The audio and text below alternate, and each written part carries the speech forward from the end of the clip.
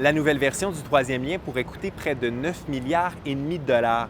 C'est ce que révèle une évaluation préliminaire du nouveau corridor préparée par le ministère des Transports, dont Radio-Canada a obtenu une copie. En juin, la ministre Guilbeault a annoncé le corridor retenu. Dans ce corridor, 2 scénarios de pont-tunnel sont envisagés pour relier les autoroutes 20 et 40 entre Lévis et Québec. Les coûts seraient de 5 à 9 milliards et demi de dollars. Contrairement à ce qui avait été dit, un pont à l'est, près de l'île d'Orléans, aurait un coût similaire. Dans un document daté du 20 juin 2025, la ministre Geneviève Guilbeault indique avoir écarté le corridor à l'est des centres-villes en raison du faible potentiel d'améliorer la fluidité de la circulation, son manque d'intégration harmonieuse dans le paysage culturel du Vieux-Québec et son empiètement environnemental.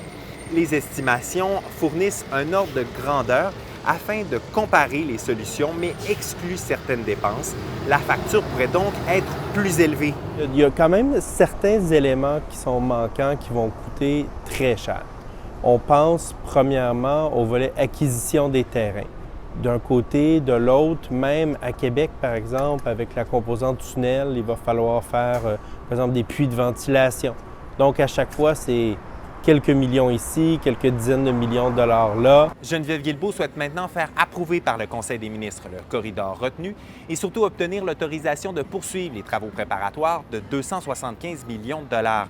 Je rappelle que l'enquête Origine-Destination dévoilée récemment confirmait que les déplacements entre les deux rives sont en baisse.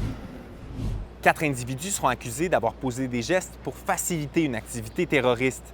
3 d'entre eux prévoyaient créer une milice antigouvernementale pour prendre possession par la force d'un territoire dans la région de Québec, selon la Gendarmerie royale du Canada.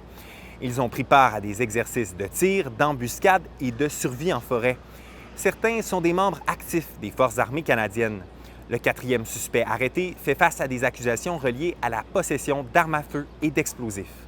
Les images que vous voyez sont tirées d'un compte Instagram qui existe encore, qui est un compte privé, où est-ce que les membres étaient invités à suivre le parcours, en fait, de ces gens-là qui s'entraînaient au Québec puis en Ontario. Puis c'est important de dire aussi que le recrutement qu'ils faisaient sur ce compte Instagram-là faisait part de personnes qui étaient intéressées aux armes à feu, qui avaient une certaine facilité à les manipuler. Nous, ce qu'on va faire dans les prochains jours, là, ce qu'on veut, c'est fermer ce compte-là. On est à la 5e journée sans service d'autobus du RTC en raison de la grève des employés de l'entretien. Et pour la première fois depuis le début de la grève, il y aura séance de négociation entre les deux parties aujourd'hui. Bonne journée!